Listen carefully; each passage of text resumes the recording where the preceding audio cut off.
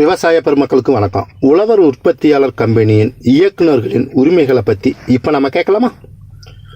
மூளை இயங்கினா தாங்க மனுஷன் இயங்க முடியும். ஆகவே கம்பெனியோட இயக்குனர் குழுவை கம்பெனியின் மூளைன்னே சொல்லலாம். இயக்குனர் குழு இயங்கினா தான் கம்பெனி இயங்க முடியும். உண்மையை சொன்னால் இயக்குநர்களின் இயக்கமே கம்பெனியின் இயக்கமாகும். இந்த ரெண்டையும் பிரிக்க முடியாது. இயக்குநர்கள் அன்றாட நிர்வாகத்தை நடத்தவும், முக்கிய கொள்கை முடிவுகளை எடுக்கவும் தேவையான அளவுக்கு அதிகாரம் சட்டப்பூர்வமாக அவங்களுக்கு கொடுக்கப்பட்டிருக்கு. எப்படின்னா, கம்பெனியின் செயல்முறை விதிகள்லையும் கம்பெனி சட்டம் இதன் மூலம் இவங்களுக்கு அதிகாரம் கொடுக்கப்பட்டிருக்கு. சில அதிகாரங்களை இவங்க பங்குதாரரின் முன் அனுமதியை பெற்று மட்டுமே செயல்படுத்த முடியும். சிலவற்றை கம்பெனி சட்டத்தின் அனுமதியை பெற்று செயல்படுத்தணும். கம்பெனிக்கு இருக்கும் அதிகாரங்கள் எல்லாத்தையும் இயக்குனர் குழு மூலமாகவே செயல்படுத்தலாம் அப்படின்னு கம்பெனி சட்டம் பிரிவு 291 குறிப்பிட்டிருக்கு.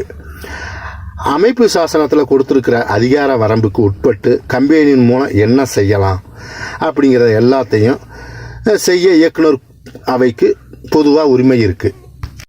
இருந்தாலும் பங்குதாரர்கள் அனுமதியோடு செய்ய வேண்டியதை அவங்ககிட்ட அனுமதியை வாங்கிட்டே செய்யணும். இயக்குனர் அவை கூட்டாக கம்பெனி நடவடிக்கைகள் நடத்திட்டு வரணுங்க. ஒரு சில பொறுப்புகளை மேலாண்மை இயக்குனரிடம் ஒப்படைச்சு அவரை கவனிக்க சொல்லலாம். சில சந்தர்ப்பங்களில் இயக்குனர் குழுவை, அதாவது கமிட்டி அமைச்சு அந்த குழுவிட்டையும் சில பொறுப்புகளை கொடுத்து கவனிக்க சொல்லலாம்.